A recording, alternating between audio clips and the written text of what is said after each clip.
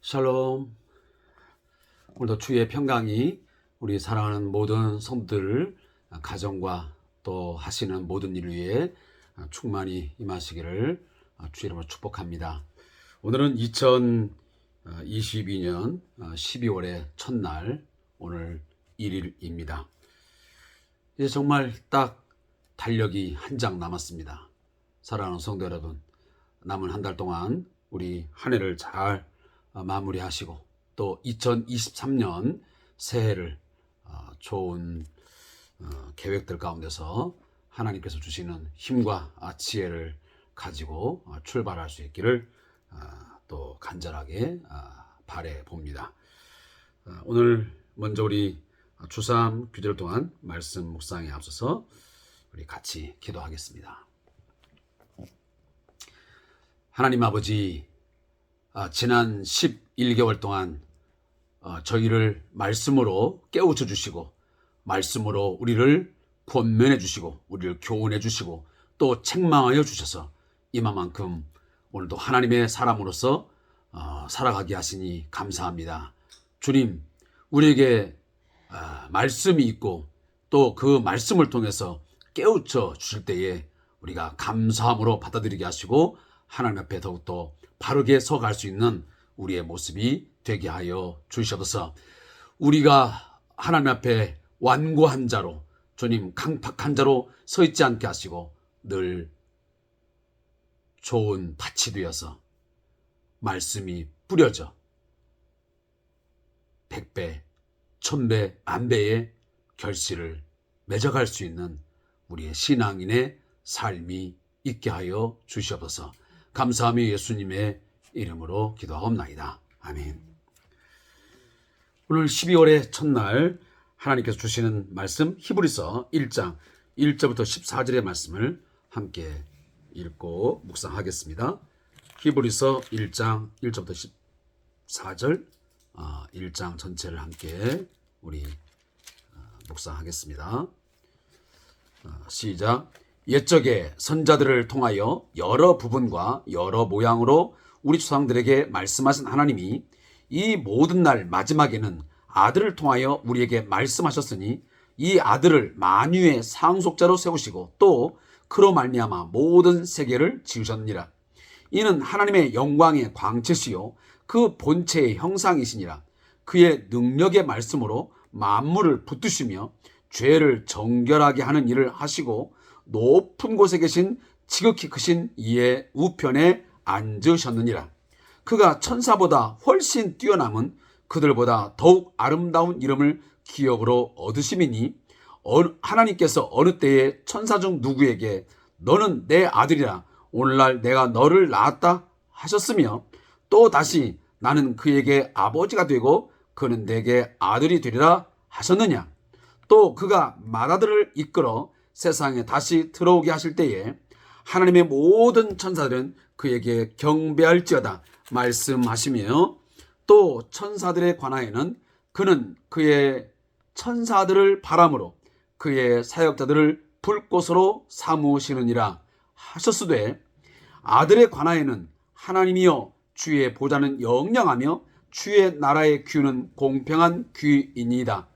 주께서 의를 사랑하시고 불법을 미워하셨으니 그러므로 하나님 곧 주의 하나님이 즐거움의 기름을 주께 부어 주를 동료들보다 뛰어나게 하셨도다 하였고 또 주여 태초에 주께서 땅에 기초를 두셨으며 하늘도 주의 손으로 지으신 바라.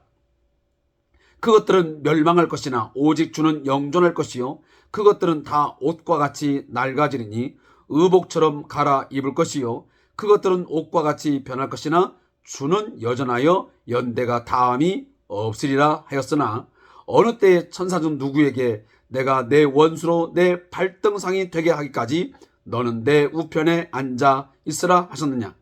모든 천사들은 섬기는 영으로서 구원받을 상속자들을 위하여 섬기라고 보내심이 아니냐.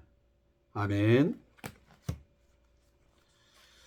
자, 오늘 함께 읽은 본문 말씀의 제목은 천사보다 뛰어나신 예수입니다. 이 본문을 요약한 것을 제가 여러분에게 낭독해 드리겠습니다. 하나님이 구약 시대에는 선자들 통해 계시하셨지만 신약 시대에는 예수님을 통해 계시하셨습니다. 그 이유는 예수님이 하나님의 아들로서 온 세상의 주권자이며 창조주이기 때문입니다. 예수님은 하나님의 영광을 나타내시며 경배의 대상이기에 섬기는 사역자들인 천사들과 비교할 수 없이 위대한 분이심을 분명히 밝히고 있습니다. 오늘은 12월의 첫날로서 오늘 추삼 교재도 새로운 성경책으로 들어가고 있습니다. 그 책은 우리 신약 성경에 있는 히브리서라고 하는 책입니다. 히브리서는 1장부터 13장까지 이루어져 있습니다. 특별히 히브리서는 다른 신약 성경들은 보통 저자가 어느 정도 정해져 있습니다. 물론 논란의 여지가 있는 것도 몇 개 있지만 그러나 거의 역사적으로 또 신학적으로 큰 문제 없이 그것들이 공적으로 받아들여지고 있습니다. 그러나 유일하게도 이 히브리서만큼은 저자가 명시되어 있지도 않고 또 이 저자권에 대한 문제는 지금까지도 계속 논란거리로 이어져 가고 있습니다. 물론 어떤 신학자들은 이 히브리서를 바울 저작으로 받아들이면서 바울이 저작한 성경 전체를 14권으로 받아들이는 사람도 있습니다. 어쨌든 바울 저작설이든 또 뭐 다른 저작설 간에 아직은 확고하게 이 히브리서의 저자가 누구다라고 말하기는 어려운 그런 상황에 놓여져 있습니다. 히브리의 저자는 밝혀져 있지 않지만 그러나 저작의 목적은 분명해 보입니다. 그것은 AD 95년경 이후로 지속적으로 로마의 통치 아래서 박해를 받으며 살아가고 있는 이 유대인, 다시 말해 유대 이 기독교인들에게 오늘 이 본문이 전달되고 있습니다. 아마 그들은 당시에 예수를 하나님의 아들로 고백하고 그 예수를 온 세상의 주로 고백한다고 하는 그것 때문에 극심한 고통과 고난 또 핍박을 당해야만 되었습니다. 그러는 와중에 많은 사람들은 정말 우리들이 믿고 있는 예수가 하나님의 아들 메시아가 맞는 것인가? 우리들이 섬기고 우리가 예배하는 그 예수가 정말 온 세상의 창조주이시요 그리고 구속주가 맞는 것인가? 라고 하는 그런 의문을 아마 가질 만한 그런 상황도 얼마든지 있었다고 생각이 됩니다. 그러하기에 당시의 유대 기독교인들 가운데 배교를 하여 다시 유대교로 돌아가는 사람들도 꽤 있었습니다. 따라서 히브리서를 읽다 보면 기독교인이었다가 다시 유대인으로서 기독교인이었다가 다시 유대교로 돌아가는, 다시 말하면 배교하는 자들에 대한 경고의 메시지도 분명히 담겨져 있습니다. 그러면서 현실 가운데 예수를 주로 구속주로 고백하는 가운데서 많은 고난과 환난과 시험이 있어도 끝까지 믿음을 가지고 인내하면서 예수님을 붙들고 예수를 바라보고 살아가야 됨을 여러 번 반복하며 설명하고 있습니다. 따라서 이 히브리서의 내용을 읽다 보면 전적으로 그리스도 중심의 성경 해석이 굉장히 많이 담겨져 있습니다. 왜냐하면 당시에 이 유대인들을 향해서 하시는 이 메시지이기 때문에 당시 유대인들은 구약성경, 특별히 이 모세와 이 율법에 관해서 많은 공부를 했고 또 어느 정도 학식을 가지고 있는 상태였습니다. 그래서 이 히브리서 저자는 이미 구약에서 선자들 통해서 예언했던 그 모든 메시지들이, 그리고 모세와 그리고 그 선자들이 예언했던 모든 그것들은 결국은 하나님께서 예수님을 통해서 다 성취했고 그리고 완성하실 거라고 하는 것을 말씀하고 있습니다. 따라서 구약의 언약과 율법의 모든 궁극적으로 향하고 있는 것은, 그리고 목적하는 것은 결국은 예수 그리스도를 통한 구원, 그것을 결국은 지향하고 있다는 것을 분명히 말씀하고 있습니다. 자, 이러한 우리 대략적인 히브리서의 내용을 우리가 좀 먼저 인식을 하고 오늘 본문을 들어가면 훨씬 더 도움이 될 거라고 생각합니다. 먼저 히브리서 1장 1절 2절 말씀 보면 제가 금방 말씀드린 내용들이 무엇인가가 무엇을 말씀하는지 짐작이 갑니다. 옛적의 선자들 통하여 여러 부분과 여러 모양으로 우리 조상들에게 말씀하신 하나님이었습니다. 여러분, 창세기, 출애굽기, 레위기, 민수기, 이하 율법과 선자들의 모든 그 내용들을 통해서 하나님은 예수님의 십자가의 죽으심과 부활, 그를 통한 하나님의 놀라운 구원의 말씀들을 쭉 이야기했습니다. 그래서 여러 부분, 여러 모양, 다시 말하면 다양한 그런 모양으로, 다양한 그런 형식을 통해서 하나님께서는 예수를 통해서 하나님의 구원 역사를 펼치실 것을 말씀하셨다는 말씀입니다. 그런데 결국은 말세에 최종적으로 2절에 보니까 이 모든 날 마지막에는 아들을 통하여 우리에게 말씀하셨습니다. 다시 말하면 모세를 통하여, 또 모세와 같은 선지자, 또 이사야, 에레미야, 에스겔, 그 많은 선자들 통해서 하나님께서 예수를 통하여, 메시아를 통하여 구원하실 것을 말씀하셨는데,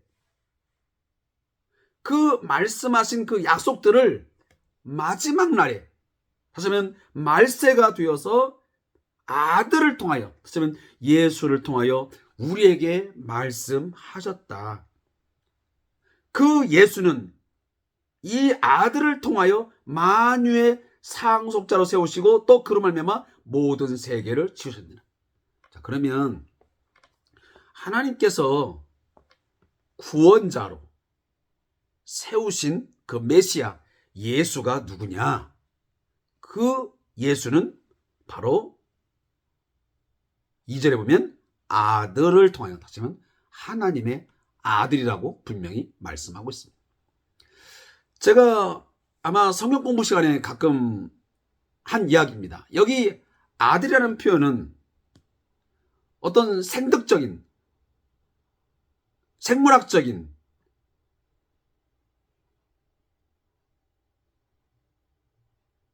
그런 개념을 말하는 것이 아닙니다.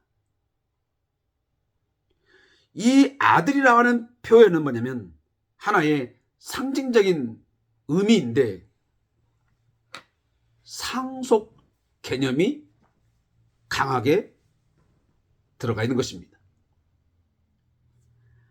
하나님께서 예수를 당신의 아들로 선포한 것은, 그는 내 사랑하는 아들이요 라고 할 때 이 아들이라고 예수를 이렇게 지목하고 선포한 가장 큰 이유는 뭐냐면 그 하나님이 가지고 계시는 모든 권세와 능력과 그 권위를 누가? 예수가 다 상속받은 자라고 하는 말씀입니다.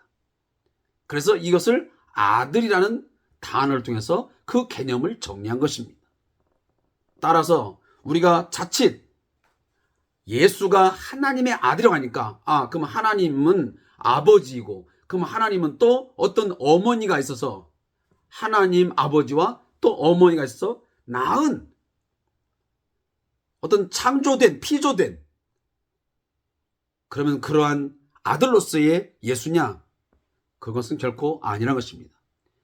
과거에 보면 우리 초대교회도 마찬가지고 그 이후에 보면 이처럼 예수를 피조물로 보았고 그를 창조주로 인정하지 않았던 그런 이단적 사상들이 꽤 있었습니다. 그래서 제가 오늘 말씀을 드린 겁니다. 여기 아들이라는 표현은 그러한 의미가 아니고 상속 개념이라는 것을 다시 한번 제가 반복적으로 설명을 드린 것입니다. 다시 하면 예수는 하나님의 아들이라고 하는 것은 성부 하나님께서 가지시는 모든 권세와 능력과 권위를 전적으로 위임받은, 하시면 상속받은 자다라고 하는 것입니다. 그래서 성부 하나님과 성자 하나님은 동일 본질이라는 것입니다. 그의 능력과 권위와 권세에 있어서 전혀 본질적으로 차이가 있거나 어떤 차이점을 보이지 않습니다. 동일하십니다. 이것을 우리가 신학적으로 동일 본질이라고 말한 겁니다.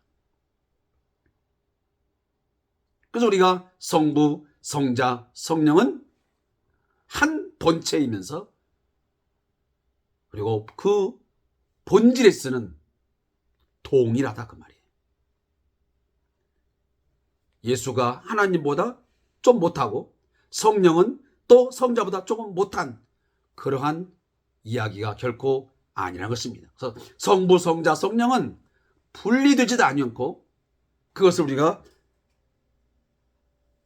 구분할 수도 없는 것입니다. 사랑하는 성도 여러분, 그래서 그 아들이 뭐냐면 만유의 상속자이고 모든 세계를 지으신 창조주이심을 오늘 이 히브리 책자는 말씀하고 있습니다. 자, 이 메시지가 왜 그렇게 중요하냐면 오늘 당시에 지금 유대 기독교인들이 예수를 주로 고백하고 하나님의 아들로 고백한다는 것 때문에 엄청난 핍박과 박해를 받고 있는 상황이었습니다.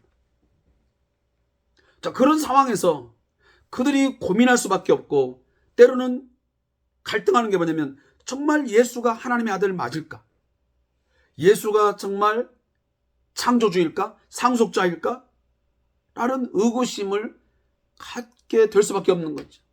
계속 박해가 있고 핍박이 있고 유혹이 오기 때문에 또 이단적인 사상들이 계속 그 히브리서를 받고 있는 많은 독자들 사이에서 많이 퍼져 있기 때문에 그러한 고뇌 갈등을 하지 않을 수 없던 굉장히 혼란한 상황이었습니다. 바로 그 상황 속에서 이 히브리서 기자는 편지를 통해서 분명히 말씀하고 있는 것입니다. 우리들이 믿고 있고 우리가 지금 섬기는 그 예수는 분명 하나님의 아들이 맞다. 그 하나님의 아들 예수는 만유의 상속자이고 그는 모든 세계를 지으신 창조주이시다 라고 하는 것입니다. 사랑하는 성도 여러분, 우리가 믿고 있는 예수 그리스도는 분명 하나님의 아들로서 온 세상의 왕으로서 주로서 통치하시고 그리고 이 만물을 지으신 창조주이심을 우리는 믿습니다. 이것은 우리는 한순간도 우리는 놓쳐서는 안 됩니다. 그 누가 뭐라 해도 예수는 분명 우리의 주권자이고 창조주이고 우리의 왕이시고 우리의 퀴리오스 주이십니다. 우리의 생명의 주가 되심을 우리는 믿습니다.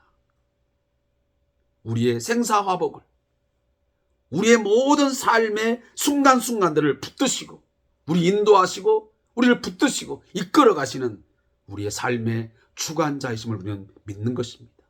모든 것을 하나님의 계획에 의해서 주님의 뜻대로 우리들을 이끌어 가셔서 좋은 계획들을 이루시는 주님인 것을 우리는 확실하게 믿어야 될 줄로 믿습니다. 그는 분명 하나님의 영광의 광채이십니다. 하나님의 영광, 그 하나님의 본성, 그 하나님의 선하심, 그의 능력, 그의 권세, 그의 모든 것들을, 좋은 것들을 드러내시는, 밝히 보여주시는 영광의 광채이십니다. 그리고 그 본체의 형상이 하나님이 가지시는 하나님의 존재를 가장 완벽하게, 완전하게 보여주시고 드러내주시고 우리에게 알려주시는 그런 분이심을 믿으시기 바랍니다. 그래서 예수님은 말씀하셨습니다. 나를 본 자는 바로 아버지를 본 자다. 나를 알면 하나님을 아는 것이다. 나를 사랑하는 것은 곧 하나님을, 아버지를 사랑하는 것이다. 그래서 하나님과 바로 자신 예수를 동일시하고 있습니다. 그래서 오늘 본문에 보면 그의 능력의 말씀으로 만물을 받드시며 죄를 정결하게 하는 일을 하시고 높은 곳에 계신 지극히 크신 이의 우편에 앉으셨느니라. 오늘도 우리 주 예수 그리스도는 그 능력의 말씀, 생명의 말씀, 권능의 말씀으로 만물을 붙드시고 계십니다. 그리고 죄를 정결하게 하는 일을 하시고 계심을 믿습니다. 오늘도 우리의 모든 믿는 자들에게 예수의 십자가의 피를 믿게 함으로 그 피공로 의지하여 모든 죄를 정결하게 하는 그러한 사역들을 주님은 여전히 하고 계심을 믿습니다. 이걸 믿는다면 오늘도 사랑하는 성도 여러분, 우리가 부지 중에 또 알고 지은 죄가 있거든 우리는 숨김없이 예수의 십자가 앞에 나와서 그 피공로 의지하여 죄를 정결함 받기를 다시 한번 주의 이름으로 권면드립니다. 또 한 가지 마지막으로 예수는 하나님 보좌 우편에 앉아 계시는 우리의 지극히 높으신 왕이심을 믿습니다. 아까도 제가 말씀드렸지만 이 모든 영상들은 우리 인간들의 이해를 돕기 위해서 써놓은 단어들입니다. 하나님 보좌 우편에 앉았다고 해서 그러면 하나님은 가운데 있고 예수는 또 오른쪽에 앉아 있고 이런 내용이 아닙니다. 자, 여기 있는 내용들은 뭐냐면 당시에 하나의 왕위를 계승할 때에, 왕위 즉위식을 할 때에 어떤 그 즉위식의 형태를 지금 가지고 하나의 모델 삼아서 말하고 있는 것입니다. 우리나라 옛날 조선시대 때도 약간 비슷한 상황이 있는데 왕이 가장 중앙에 어좌를 갖고 앉아 있으면 세자 책봉을 하거나 세자가 앉아 있으면 그 자리를 두게 됩니다. 자, 고대 사회에서도 왕이 가장 중앙에 앉아 있으면 우편에 그 다음 왕위를 승계할 이 왕자가 앉아 있는 것입니다. 그래서 이 우편에 앉아 있는 이 아들은 이 아버지의 왕위를 계승하는 것입니다. 바로 그런 이야기를 오늘 본문이 담고 있는 것입니다. 사랑하는 성도 여러분, 예수 그리스도는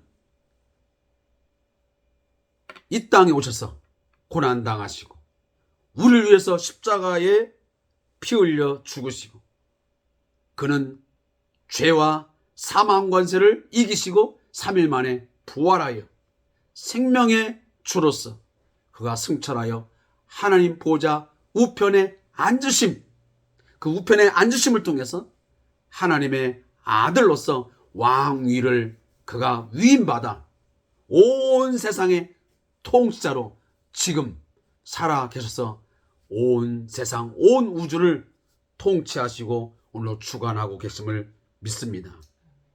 그는 천사보다 우월하고 탁월한 존재이십니다. 과거 유대인들은 예수님을 어떻게 알고 있냐면 이 천사와 같은 그런 비슷한 그런 동료로 여겼던 것입니다. 그러나 오늘 본문을 통해서 이 히브리서 기자는 무엇을 이야기하고 있냐면 예수는, 이 아들은 천사보다 훨씬 더 우월하다라고 하는 것을 말씀합니다. 그래서 오늘 어느 때에 천사 중 누구에게 내가 내 원수로 내 발등상이 되게 하기까지 너는 내 우편에 앉아있으라 하셨느냐? 모든 천사들은 섬기는 영으로서 구원받을 상속자들을 위하여 섬기라고 보내시냐? 하시면 천사라고 하는 존재는 구원받은 하나님의 백성들을 섬기라고 보내심을 받은 하나님이 부리시는 그런 천사에 불과하다. 그러나 예수는 어떤 존재냐? 예수는 오늘 본문에 보니까 그 천사보다 더 우월하고, 그는 너는 내 우편에 앉아있으라 라고 한 존재입니다. 그러니까 오늘 히브리서 기자가 말합니다. 야, 천사 중에 누가 하나님으로부터 내 원수로 내 발등상이 되게 가기까지 너는 내 우편에 앉아 있으라 이렇게 명령을 받은 천사가 누가 있느냐? 그런 천사가 하나도 없었다. 오직 예수만이, 우리가 이미 알다시피 시편 110편 1절에 보면 메시아에게만 주어진 하나님이 주시는 특권이었습니다. 하나님 보좌 우편에 앉음으로 그 왕권을 위임받는 자로 하나님이 지목하셨다는 것입니다. 바로 그 지목된 자가 예수 그리스도이심을 오늘 이 히브리서 기자가 다시 한번 강하게 강조하고 있는 것입니다. 자, 말씀을 이제 결론을 맺겠습니다. 다시 한번 말씀드리지만 우리가 믿고 섬기고 예배하는 예수 그리스도는 구약의 예언과 또한 구약의 선자들이 말씀한 그 모든 것의 성취자요 또 완성자가 되심을 믿으시기 바랍니다. 그는 분명 하나님의 아들로서 만유의 통치권을 위임받은 통치자요, 그는 상속자요, 우리의 왕이심을 믿습니다. 그는 하나님의 영광의 광채로서 그 본체의 형상으로서 하나님의 모든 것을 우리에게 나타내어 주시고 보여주시고 확실하게 드러내 주시는 그런 완전한 하나님이심을 우리는 믿습니다. 그는 천사보다 뛰어나고 천사보다 훨씬 더 탁월하고 우월한 그러한 특별한 하나님의 아들이라는 그런 권세를 얻은 자요, 그리고 존재라는 사실을 다시 한번 제가 말씀을 드리겠습니다. 저자의 묵상을 읽고 오늘 말씀을 맺겠습니다. 히브리서 저자가 예수님이 천사들보다 위대하심을 설명하는 이유는 초대교회 당시 천사에 대한 사람들의 지나친 관심과 숭배 경향 때문입니다. 저자는 천사는 섬기는 영으로 하나님이 부리시는 사역자에 불과하며 예수님만이 영원한 통치자이심을 강조하고 있습니다. 천사 숭배는 인간의 감각적 경험을 중요시하는 신비주의에서 파생되었습니다. 영적 체험을 신앙생활의 최우선에 두는 사람은 새롭고 신비한 체험을 위해 열심히 종교생활을 합니다. 기적을 기대하며 여러 집회를 찾아다니고 영적 체험을 했다는 사람들의 설교에 빠져들며 예언을 할 수 있다는 사람들의 말을 신뢰합니다. 이들은 무척 영적인 신앙생활을 하는 것처럼 보이지만 실제로는 오감에 의존하며 지극히 육적인 신앙생활을 할 뿐입니다. 이런 사람은 거짓 영인 마귀의 속임수에 속아 넘어갈 확률이 매우 높습니다. 신비주의는 신앙의 중심에 예수님을 배제하고 자신의 감각적 체험을 우선시하는 행위입니다. 묻게 됩니다. 하나님, 신비한 체험을 통한 감각적 만족만을 추구하지 않고 오직 예수님을 통해 하나님을 예배하며 순종하는 온전한 신앙생활을 할 수 있도록 인도하여 주시옵소서. 아멘. 자, 오늘 제가 저자의 묵상을 좀 읽어보니까 저자의 묵상의 내용이 조금 오늘 본문의 내용에 비해서 좀 아쉽다라는 생각은 좀 같습니다. 왜냐하면 그리스도의 어떤 그 우월함, 그리스도의 하나님의 아들 되심, 이런 것들이 굉장히 포커스가 맞추어져 있는데, 이 저자의 묵상의 이야기들은 주로 이 뭐 신비주의, 또 어떤 그 감각적인 어떤 체험, 이런 것을 이야기하는 것 같아서 조금 아쉬운 측면은 좀 있는 것 같습니다. 그렇지만 제가 아까 앞에서 이야기한 말씀들을 잘 이해하시면서 이 히브리서 기자는 예수님의 독특한 그의 어떤 존재성, 그의 어떤 위대함, 그의 우월함, 탁월함을 이야기하고자 하는 책이라는 것을 늘 여러분들이 마음에 기억하시면서 저와 함께 히브리서를 묵상해 주셨으면 좋겠습니다. 자, 오늘도 우리의 위대한 왕으로, 우리의 창조주로, 또 우리의 구속의 주님으로, 또 우리의 모든 구원을 완성하실 그런 완성자로서 우리와 함께 계시고 우리를 통치하시고 우리를 붙드시고 우리 인도하시는 그 예수님만을 늘 의지하고 그를 사랑하는 우리 모두가 되시기를 주님의 이름으로 축복합니다. 오늘도 함께 말씀 묵상해 주신 우리 모든 선생님 감사의 말씀을 드리고 12월 한 달 동안 말씀과 함께 행복한 삶의 순간순간들을 살아갈 수 있기를 주님으로 부탁합니다. 감사합니다.